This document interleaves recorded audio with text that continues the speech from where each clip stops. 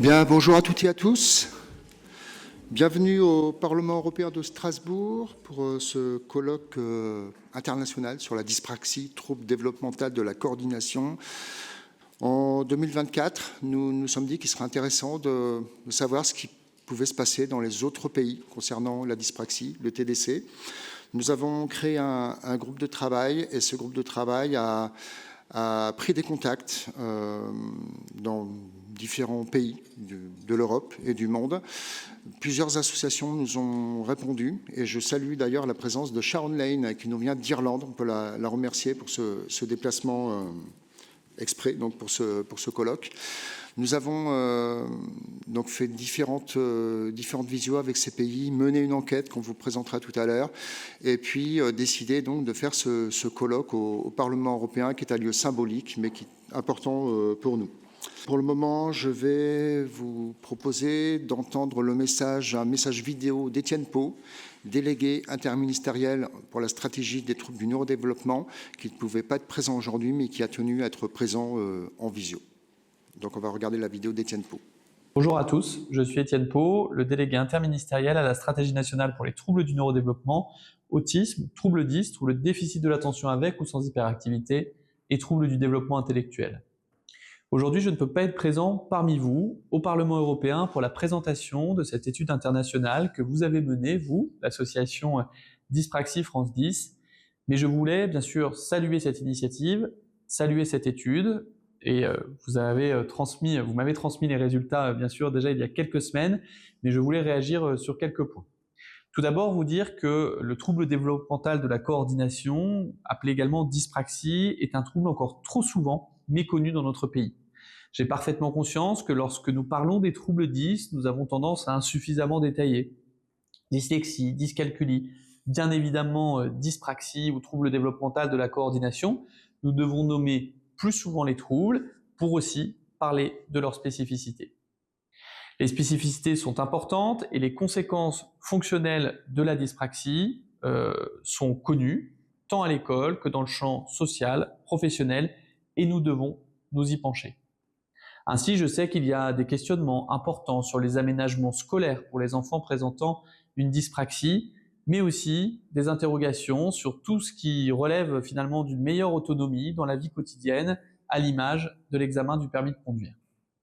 Plus nous parlerons de la dyspraxie, plus nous parlerons du trouble développemental de la coordination, plus nous parlerons des différentes modalités d'accompagnement, des conséquences fonctionnelles au quotidien, plus nous aurons des professionnels qui seront sensibles et qui pourront amener un appui dans toutes les sphères. Cela va bien sûr du travail, mais encore une fois, quel que soit le secteur professionnel concerné. Je crois qu'au travers de cette étude, vous montrez que certains pays sont meilleurs que d'autres, que certains pays ont peut-être aménagé l'environnement professionnel de façon plus adaptée, que d'autres ont plus investi le champ scolaire. Et nous savons qu'en Europe, certains exemples sont à prendre dans certains pays amis de la France ou certains pays frontaliers, mais qu'également la France est parfois précurseur dans un certain nombre de domaines. Et je pense par exemple aux plateformes de coordination et d'orientation pour les enfants de 0 à 12 ans, permettant des interventions extrêmement précoces et sans reste à charge par un ergothérapeute, un psychomotricien ou un psychologue. Il y a donc beaucoup à faire pour comparer et finalement se saisir des meilleures initiatives, d'où qu'elles viennent. Voilà les quelques mots que je souhaitais vous partager. Je vous souhaite une excellente journée. Je serai très attentif aux résultats que vous saurez nous transmettre. À très bientôt. Donc un grand merci Étienne Pau pour cette intervention. Donc voilà, comme je le disais en introduction, si on a organisé ce colloque, c'est parce qu'on a souhaité réfléchir à l'international à la question de la dyspraxie.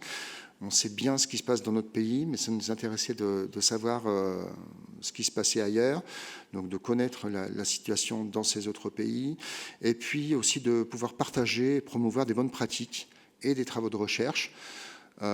C'est dommage que lorsqu'il y a des initiatives intéressantes, finalement, que ça reste un peu cloisonné et qu'on ne puisse pas en faire profiter tout le monde. C'est pour ça que un des buts de cette réflexion à l'international, des visios qu'on a pu organiser l'année dernière au printemps et ce colloque aujourd'hui, doit permettre de partager et promouvoir ces bonnes pratiques. Donc clairement, pour notre association, ce n'est pas un aboutissement, mais c'est vraiment une étape qui nous permettra, on l'espère, d'aller encore plus loin dans le partage de ces informations et de ces bonnes pratiques. Le but étant d'améliorer la vie des personnes touchées par ce trouble. Nous avons pris des contacts avec donc, un certain nombre de pays. Alors avec l'Australie, ça a été des échanges par mail uniquement. Avec le Canada et responsable associatif situé plus particulièrement au Québec, donc en visioconférence. En Irlande, en visioconférence, et donc on a le plaisir d'accueillir Sharon Lane, ici avec nous au Parlement européen. En Italie, en visioconférence aussi. Avec le Luxembourg, également en visioconférence. J'excuse Magali Nedvald qui devait participer à ce colloque aujourd'hui, être présente, mais malheureusement qui ne peut pas venir.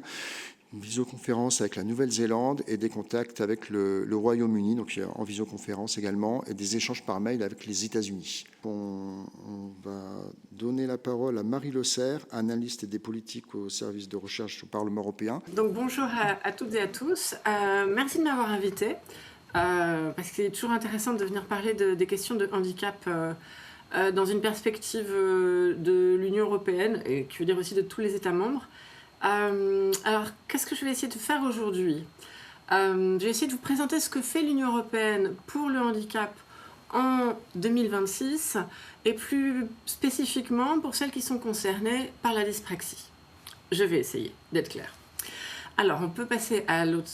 next slide. Enfin, voilà, super, merci.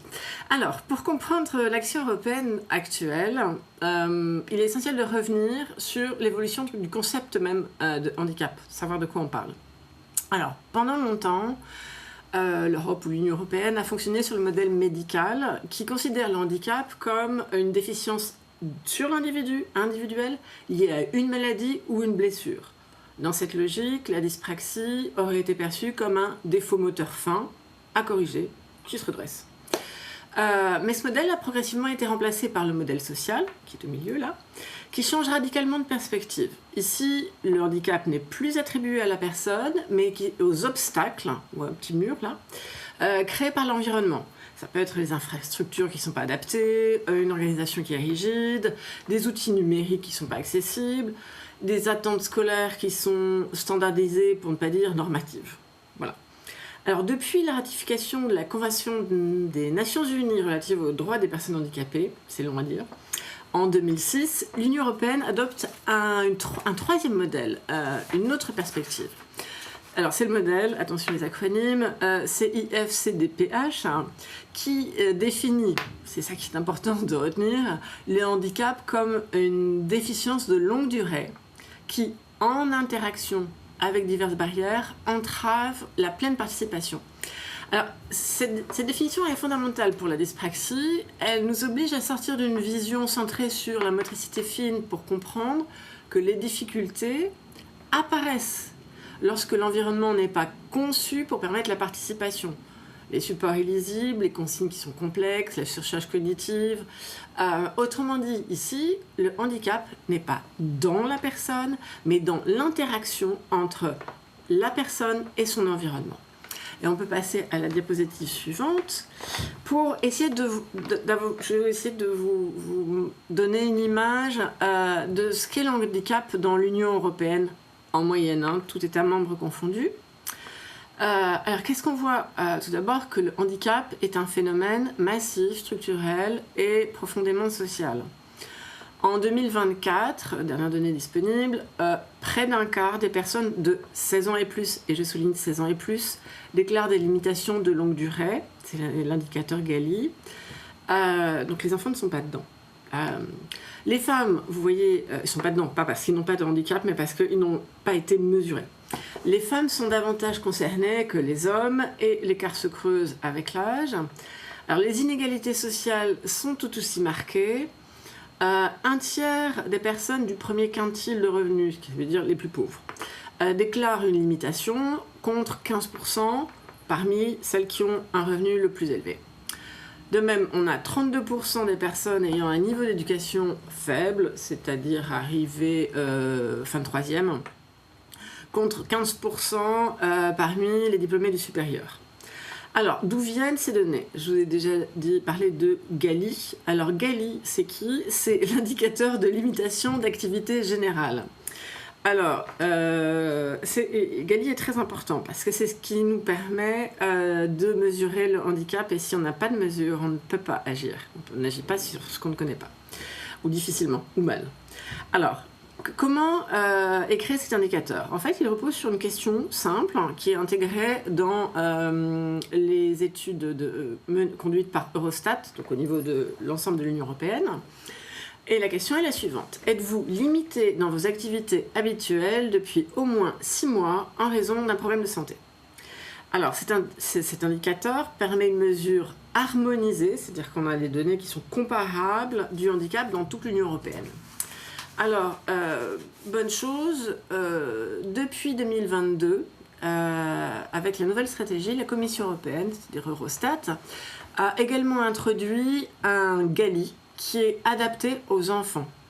Alors, c'est une avancée majeure pour mesurer, évaluer les troubles neurodéveloppementaux, dont la dyspraxie, ils étaient jusqu'alors largement invisibles dans les statistiques européennes. Alors, pour la dyspraxie, ça signifie que l'on peut enfin mesurer les limitations dans les activités quotidiennes, les difficultés de coordination, les besoins d'adaptation, et donc on peut mieux cibler les politiques publiques. Là, juste une parenthèse par rapport à Galie, c'est que comme pour tous les sondages en fait, c'est une auto-évaluation. C'est-à-dire on pose une question à un individu qui vous répond. Donc il y a toujours, entre la réalité et la réponse, il peut toujours y avoir en moyenne une distorsion. C'est quand même important de le savoir comment on se perçoit soi-même et comment on s'auto-déclare.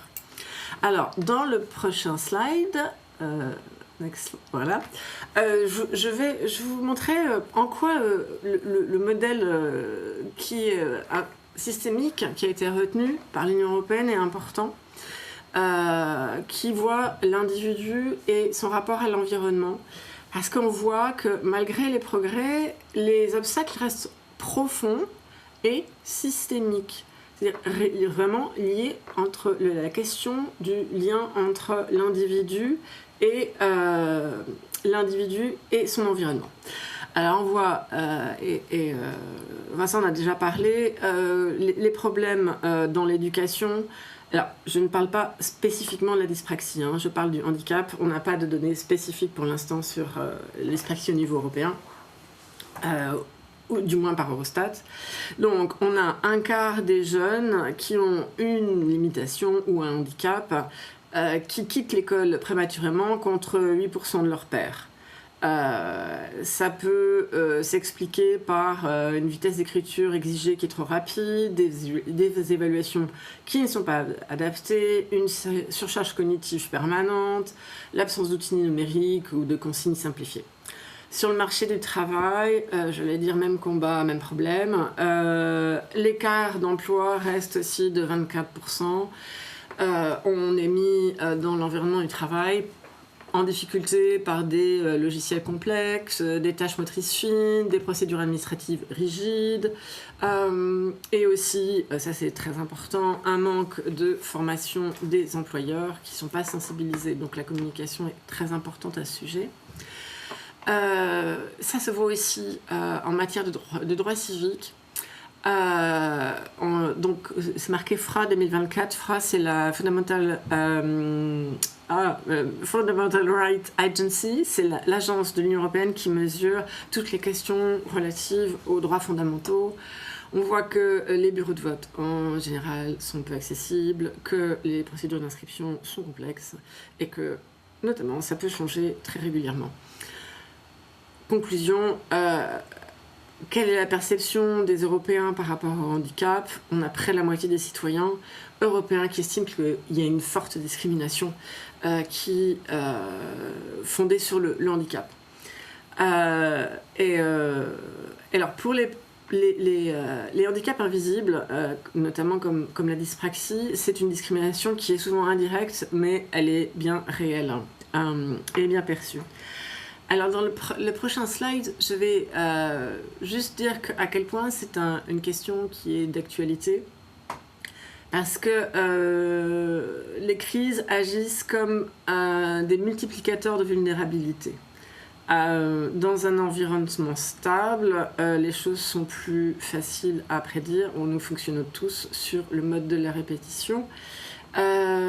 C'est une aide. Sauf que quand on est dans un environnement qui devient chaotique, ça devient compliqué pour tout le monde, et encore plus compliqué pour des personnes qui ont des troubles de dyspraxie.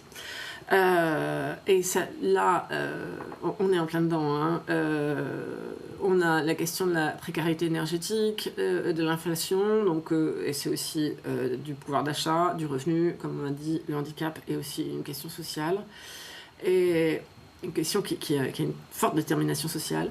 Le changement climatique a également un impact très important. La guerre en Ukraine nous donne un très malheureux exemple de la difficulté énorme dans laquelle se trouvent les personnes avec un handicap qui risquent d'être abandonnées. Plus de 143 000 personnes ont été déplacées. Et pour les personnes dyspraxiques, ces crises révèlent un besoin crucial d'accessibilité cognitive, des consignes claires, une signalétique lisible, des procédures prévisibles, un accompagnement structuré, et dans le chaos, la structure évidemment éclate. Donc c'est une vraie question, ça soulève encore plus la question du handicap. Alors, que fait l'Union européenne face à ça? Et ce sera le prochain slide. Alors, pour faire quelque chose, l'Union européenne a besoin d'une base juridique. L'Union européenne n'a pas de compétences en soi. L'Union européenne n'a de compétences que si elle est reconnue par les États membres et inscrite dans les traités. Voilà, donc l'Union n'intervient pas n'importe où, n'importe comment. Alors, quelle est la base? Pour intervenir, il faut une base légale. Alors, depuis 2017, oui, voilà. On a... non, 1997, je me disais 2017, ça me paraît voilà. Depuis 1997, on a dans le traité du fonctionnement de l'Union européenne un article 19. Et cet article 19 est très important parce qu'il constitue la base légale pour légiférer contre la discrimination qui peut être due au handicap, à la race, au genre, à la religion, mais ici on se concentre sur la question du handicap. Donc l'article 19, qui a été soutenu par la Charte des droits fondamentaux de l'Union européenne, notamment qui est entrée dans les traités aussi, notamment son article 21 sur la non-discrimination et l'article 26 sur le droit à une vie autonome. Et enfin, elle est appuyée par la Convention des Nations Unies relative aux droits des personnes handicapées de 2006, adoptée décembre 2010 par l'Union européenne comme entité internationale. Et aujourd'hui, enfin en 2018, tous les États membres sont signataires de la Convention, ce qui veut dire qu'elle s'applique et à la force de loi dans chacun des États membres. Voilà la base légale à partir de laquelle on peut agir. Enfin, l'Union européenne. Alors, voyons un peu, à partir de ça, ce qu'a fait l'Union européenne. Dans le prochain slide, pardon. Voilà, alors, je ne vais pas trop parler d'avant, je vais parler de maintenant. Mais disons, alors les actions ont commencé en 1974, hein, à propos du handicap. Mais voilà, je vais juste vous parler de la stratégie, je vais essentiellement vous parler de la stratégie dans laquelle on se trouve. Alors, la stratégie... donc 2010-2020, qui est passé, a posé les bases d'une politique européenne du handicap, mais son évaluation a révélé un manque d'indicateurs et une faible articulation entre les déclarations politiques, la mise en œuvre et les financements. Alors, la stratégie, donc, ayant repéré ça avec plusieurs évaluations, la stratégie 2021-2030 en a tenu compte et elle marque un changement d'échelle et deux avancées majeures. Alors ces deux avancées majeures sont d'une part l'intersectionnalité. Ça veut dire qu'on reconnaît que les discriminations se cumulent genre, âge, revenu, origine, handicap. la deuxième chose, donc c'est pas, on sort définitivement d'une logique médicale, on est vraiment dans une logique systémique au niveau social également. La deuxième chose, je vous disais, c'était la reconnaissance explicite des handicaps invisibles. Alors pour la dyspraxie, cela signifie une intégration pleine et entière dans les politiques européennes avec des outils de mesure adaptés, des financements ciblés, une meilleure prise en compte dans l'éducation et l'emploi. Alors là, c'est une déclaration c'est une possibilité. Voilà. Je n'ai pas dit que c'était encore totalement réalisé. Alors, si on va voir sur le slide suivant, pour rentrer un petit peu, on dirait presque la tour Eiffel. Alors, pour rentrer un petit peu dans le détail, donc 5 piliers directeurs du plan cadre de la stratégie 2021-2030 dans laquelle on est. 5 piliers: les droits humains, l'égalité d'accès, l'autonomie de vie, la libre circulation et la non-discrimination. Alors, à partir de ces 5 piliers, des actions ont été mises en œuvre, et 3 principalement, et ce sera sur qui concerne la dyspraxie, le prochain slide. Voilà, alors, il m'importait ici, je ne vais pas vous articuler toutes les politiques de l'Union européenne, mais vous dire quels étaient les points importants, et on a quand même deux énormes avancées qui sont législatives.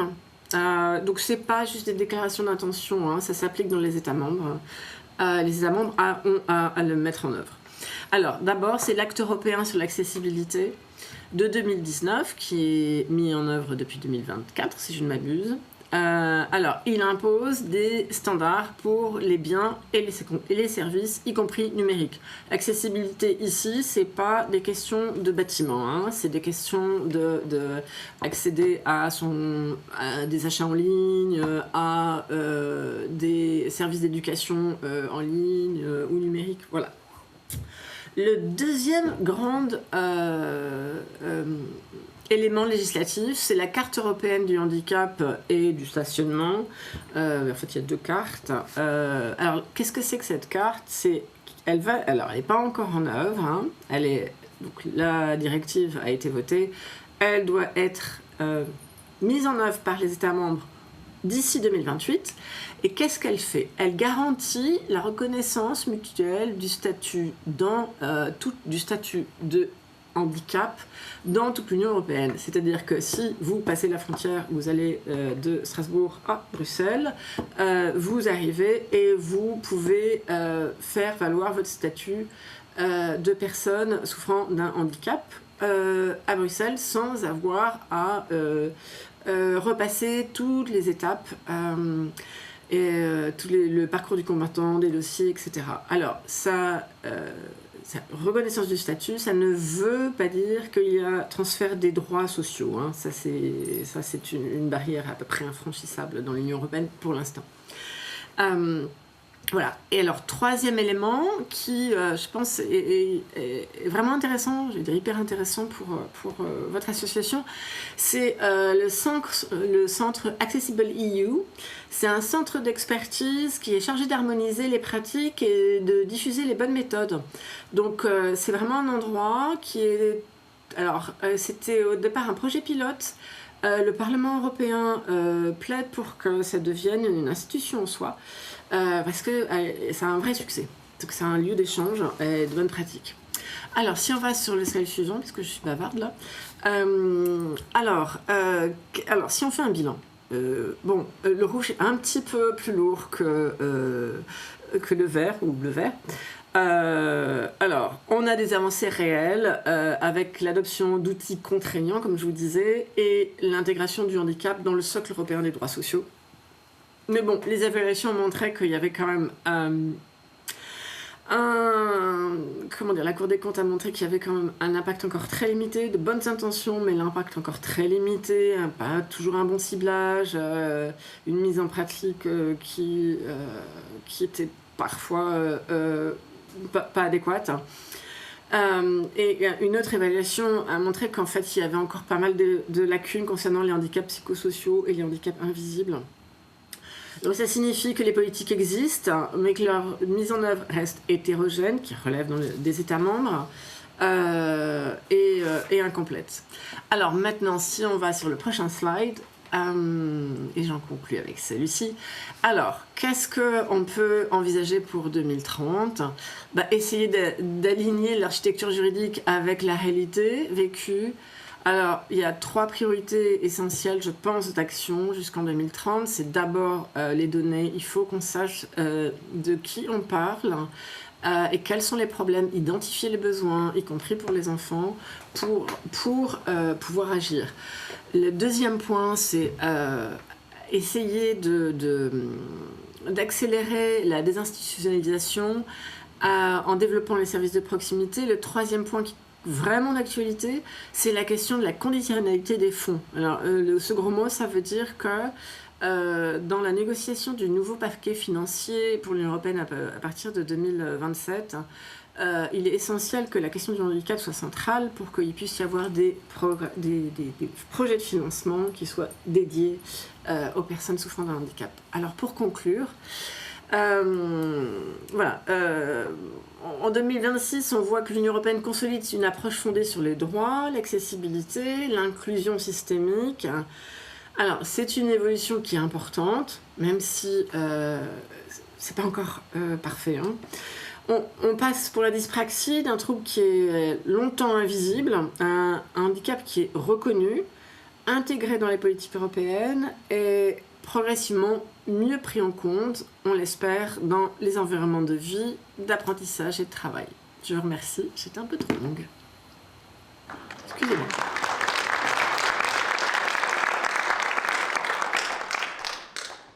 Oui, bonjour. Alors, je m'appelle Inès Obzek, moi je travaille au Cap Emploi, et notamment sur le volet européen, mobilité européenne. Ma question se porte sur le slide concernant la possible, du coup, reconnaissance européenne du handicap en 2028. Et en fait, sur le slide, c'était écrit que ça concernait uniquement les courts séjours. Donc voilà, je voulais plus de détails à ce sujet, si c'est possible. Oui, alors oui, non, c'est une excellente question parce que au départ, d'où vient cette carte européenne ? Je fais un petit peu d'histoire pour que vous compreniez bien d'où ça vient. En fait, ça vient d'un projet pilote.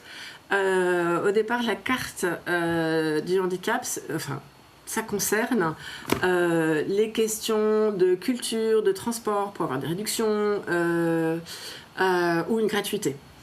Donc, concernant ça ne concerne pas une mobilité, longue. Donc c'est pour des courses à jour, ça peut concerner des étudiants, ça peut concerner des touristes, ça peut concerner jusqu'à 3 mois, mais ce n'est pas pour un séjour durable. Alors j'ai insisté, je vous ai dit qu'il n'y avait pas de transférabilité des droits sociaux. Ça a été, c'est la limite, j'allais dire, c'est la ligne rouge pour les États membres, c'est-à-dire que c'est vraiment la question du transfert de tout ce qui est assurance sociale, assistance sociale. Et là c'est pas possible. Donc, ce qui a permis, donc, en matière d'emploi ou de séjour long, la personne souffrant d'un handicap devra reprendre les démarches. Refaire les démarches comme si elle arrivait dans un pays... je repartais, j'allais dire from scratch, de rien. Voilà. Si vous voulez que j'aille plus loin, je peux, mais dites-moi. Par exemple, pour une personne qui a un CDD de 6 mois, donc pendant 3 mois, du coup, j'imagine que c'est qui peut prétendre au même droit que les personnes dans le pays accueillant, dans l'État accueillant, mais pour les 3 mois restants. Par exemple. Mais en fait, les droits, c'est des droits qui concernent, comme je dis, c'est essentiellement l'accès au musée, essentiellement l'accès à la gratuité des transports publics, par exemple, ou le stationnement ou au parking. Mais ça n'a rien à voir avec, pour parler français, avec la sécurité sociale. Voilà, donc peut pas... 6 mois, c'est trop long. C'est en gros une possibilité, alors passez-moi l'expression, mais touristique, enfin, ou de universitaire, mais le point important, c'est que pour l'instant, dans l'Union européenne, il n'y a aucune harmonisation, il n'y avait aucune harmonisation de la question du handicap, de ce qu'était le handicap. Donc, si vous avez 27 États membres qui définissent le handicap de manière complètement différente, soit d'un point de vue médical, soit d'un point de vue social, le statut peut être reconnu par un médecin ou reconnu par une mairie. Dans ce cas-là, si vous n'avez pas une définition commune, c'est très très compliqué d'abord de savoir quelle est la population que vous visez au niveau de l'Union européenne et ensuite de savoir quelle politique mettre en œuvre. L'idée derrière cette carte européenne du handicap, c'est de commencer à avoir une harmonisation de la définition de ce qu'est un handicap au niveau de l'Union européenne pour progresser dans la mise en place de politiques spécifiques. Comme j'ai essayé de vous dire, et avec... parfois avec des collègues quand je discute, c'est quand même très compliqué les politiques en matière de handicap au niveau de l'Union européenne parce que en fait on écrit sur quelque chose, sur une notion qui n'est pas commune sans données, sans savoir combien de personnes on a dans la population. Et là, on progresse. C'est un outil de progression pour, j'allais dire, non pas circonvenir les États membres, mais pour essayer de les pousser à arriver à une définition commune qui, après, avec une définition commune, on peut arriver à une politique commune. Mais avant, on ne peut pas. Mais une personne pour 6 mois, ça ne va pas marcher pour les droits. Bonjour, je m'appelle Lorraine. Je travaille à France Travail sur des fonctions handicap et diversité avec une spécificité transfrontalière. J'aurais aimé prendre en note le Centre européen de bonnes pratiques dont vous avez parlé, mais je n'en ai pas eu le temps. Est-ce que vous pouvez rappeler les coordonnées, s'il vous plaît? Merci. Je m'appelle en bon français Accessible EU, donc Accessible EU. Vous allez trouver plein d'informations. Bonjour, Caroline Huron, donc je suis chercheuse sur la dyspraxie. Il y a, dans l'accessibilité, il y a la question de l'exception handicap au droit d'auteur qui permet de rendre accessible aux enfants en situation ou aux adultes en situation de handicap les livres en général. Est-ce que c'est un sujet que vous connaissez ou... Non, je suis pas assez technicienne pour, enfin, en tout cas sur ce sujet-là. Ok. Vous pouvez identifier quelqu'un dans votre... On parle plus de questions de handicap ou de l'exception handicap au droit d'auteur, en fait. Ça fait partie de l'accessibilité. Si on ne peut pas lire, on est quand même très limité dans sa participation, en fait. Oui, non, mais c'est juste parce que pour identifier quelqu'un, je pense que la question au niveau européen est plus au niveau des droits d'auteur, ce qui est compliqué, et des droits d'auteur et handicap, mais il faut vraiment un spécialiste de la question des droits d'auteur. La personne arrive bientôt. C'est-à-dire, je pourrais vous donner la réponse, parce que les personnes... On est en recherche de quelqu'un qui travaille sur tout ce qui est droit d'auteur spécifiquement, au niveau européen. Voilà. Donc, mais je pourrais vous donner les coordonnées très bientôt. D'abord. Eh ben, on vous écrira alors. Merci. Oui, super. Voilà. Écrivez-moi. Voilà. Je préfère ne pas rien dire plutôt que dire des bêtises. Non, vous avez raison. Voilà. Ok, merci. Bonjour, je suis bénévole de DFD. De Dyspraxie France 10. Donc, je voulais simplement avoir une petite réaction par rapport à la non-harmonisation au niveau des autres pays, par rapport à l'accessibilité au handicap, etc. C'est compliqué. Mais chaque pays a une façon de prendre en compte le handicap. Chaque pays a une culture différente. Et l'environnement change. Donc, pour la le handicap indivisible qu'est le TDC. Donc il y a aussi ce problème-là à soulever, à réfléchir et à harmoniser et peut-être relever les spécificités culturelles de chaque pays pour savoir où il y a des freins ou au contraire il n'y a pas de frein du tout. Ça dépend des pays. Je pense aux États-Unis, ils n'ont pas du tout une façon de considérer le handicap que dans d'autres pays, au Canada, etc. Donc voilà, c'est la petite réaction que je voulais vous soumettre. Mais 1000 fois raison. Parce que quand on fait c'est faire une présentation, vous pointez quelque chose de fondamental. Là, je vous ai parlé des politiques de l'Union européenne et de ce que l'Union peut faire en matière de politique sociale. Et la politique du handicap tombe soit en politique sociale, soit dans les droits civiques ou culturels, ou d'éducation. L'Union européenne a un peu d'outils législatifs contraignants. Souvent, c'est ce qu'on appelle de la soft law, c'est de la loi douce, pour pas dire molle. Donc, c'est des stratégies, des incitations à. Donc, on incite les États membres, gentiment, les États membres font de l'incitation ce qu'ils veulent. Quand on va plus loin, et c'est pour ça que je vous ai parlé de deux éléments législatifs importants, c'était la carte du handicap et l'acte européen sur l'accessibilité. Là, c'est une directive. C'est quoi une directive? C'est l'Union européenne donne des lignes directrices, mais c'est aux États. Alors, c'est voté, et après, c'est aux États membres de le mettre en œuvre. Mais chaque État membre conserve l'attitude de mettre en œuvre comme elle considère qu'il faut, comme elle veut le faire. Donc, en s'adaptant à en adaptant la directive et la façon de la mettre en œuvre aux spécificités culturelles, sociales, politiques du pays. Et en matière de handicap, évidemment, la perception, ça peut être beaucoup plus médical ou beaucoup plus administratif en fonction du pays.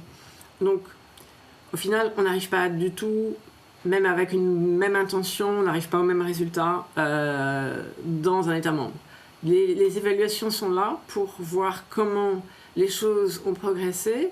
Et Accessible EU, dont je parlais, est un endroit intéressant parce que ça permet de faire évaluation, ça paraît sévère, en fait, de faire des comparaisons et de voir quel type de pratique fonctionne bien et pourrait être adaptable dans un autre État membre ou pas adaptable, voilà. Mais ça permet de se nourrir des expériences des autres en les comprenant. Voilà, mais vous avez un point extrêmement juste, c'est-à-dire que on a toujours l'Union européenne n'est pas uniquement un rouleau compresseur qui harmonise. Il reste, voilà, et c'est heureux, de vraies différences d'un État membre à l'autre.